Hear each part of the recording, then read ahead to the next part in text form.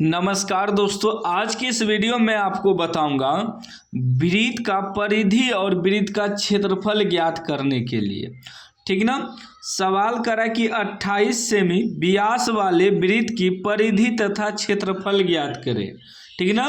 वृत्त का परिधि भी निकालना है और क्षेत्रफल भी निकालना है। एक वृत्त है जिसका व्यास व्यास मतलब यहाँ से लेकर यहाँ तक ये पूरा व्यास हुआ। आपका व्यास को डी से सूचित करते हैं। डी बराबर दिया है 28 सेमी यानी कि 28 सीएम लिख सकते हैं। यहाँ से यहाँ तक पूरा व्यास हुआ।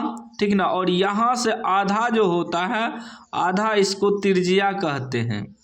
ये हो गया आपका त्रिज्या। त्रिज्या को आर से सूचित करते हैं।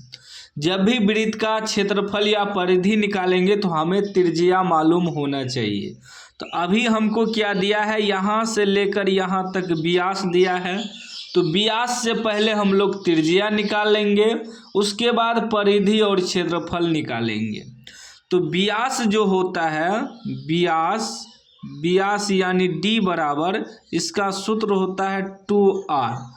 2r मतलब 2 गुना त्रिज्या। देखिए एगो यहाँ से यहाँ तक r हुआ मतलब त्रिज्या हुआ, एगो जो है यहाँ से लेकर यहाँ तक r हुआ मतलब 2 गो त्रिज्या मिला के एगो व्यास हो जाता है। ठीक ना। वही जब हम त्रिज्या निकालेंगे, त्रिज्या यानी कि r बराबर जब निकालेंगे तो ये हो जाएगा d/2। जब r बराबर निकालेंगे d के बटे में 2 हो जाएगा। तो सीधा समझ लीजिए त्रिज्या जो है व्यास का आधा होता है। ये पूरा यहाँ से यहाँ तक व्यास दिया है 28, तो 2 से भाग देंगे तो हमारा त्रिज्या निकल जाएगा। ठीक ना, आधा मालूम हो जाएगा। तो यहाँ लिखेंगे जो दिया है उसी को लिखेंगे। वृत्त की व्यास,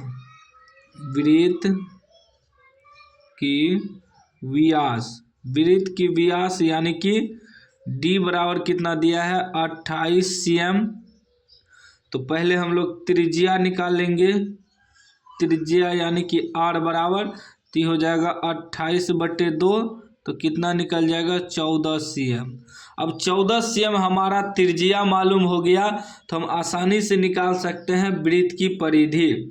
पहले निकालेंगे वृत्त की परिधि।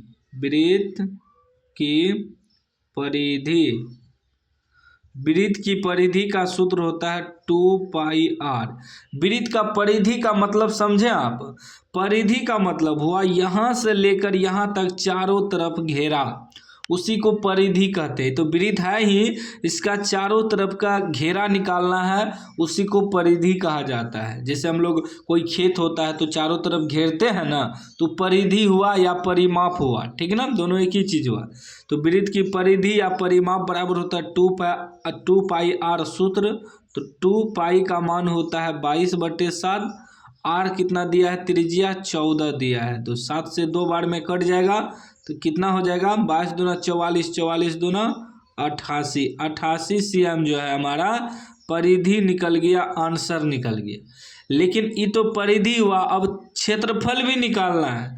तो अब लिखेंगे वृत्त की क्षेत्रफल या वृत्त का क्षेत्रफल। वृत्त का क्षेत्रफल। अब हमें क्षेत्रफल भी निकालना है। तो वृत्त का क्षेत्रफल का सूत्र होता है πr²। क्षेत्रफल का मतलब हुआ बीच में जगह कितना है, उसी को क्षेत्रफल कहा जाता है।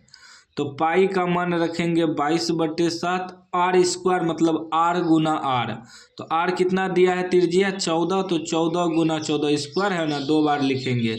7 दूनी 14 कट जाएगा, कितना हो गया 22 दूना 44 गुना 14 गुना करिए तो कितना आता है 14 चौतिया 42, 14 चौकी 56, 14 चौकी 56 के 6 हासिल 5 और 14 चौके 56, 56 5 61, यानी कि 616। इसमें cm नहीं, cm² लगेगा, मतलब वर्ग सेंटीमीटर। अब यहाँ हिंदी में दिया है सेमी में, तो हम सेमी में ही लिख देंगे। इसका आंसर हो जाएगा 88 सेमी और इसका हो जाएगा 616 वर्ग सेमी, या ऐसे भी लिख सकते हैं सेमी स्क्वायर। Semi square. तो हम यहाँ CM लिख दिए, उससे कोई दिक्कत नहीं है, ठीक ना। लेकिन आप ऐसे भी लिख सकते हैं वर्ग सेमी या सेमी स्क्वायर, ठीक ना। और इसमें परिधि में होता है क्या, इसमें स्क्वायर वगैरह नहीं लगता है, क्योंकि चारों तरफ का घेरा हुआ ना, क्षेत्रफल में स्क्वायर लगता है, इस बात का भी ध्यान में रखिएगा। या तो सेमी स्क्वायर लिखिए, या CM स्क्वायर लिखिए, या वर्ग सेंटीमीटर लिखिए, ठीक ना, या वर्ग सेमी लिखिए, बात एक ही हुआ। तो उम्मीद है इस वीडियो के माध्यम से आप सीख गए होंगे कि वृत्त की परिधि और क्षेत्रफल कैसे ज्ञात किया जाता है। तो वीडियो अच्छा लगा हो तो लाइक कर दीजिए, चैनल को सब्सक्राइब कर दीजिए और घंटी को दबा के ऑल कर दीजिए।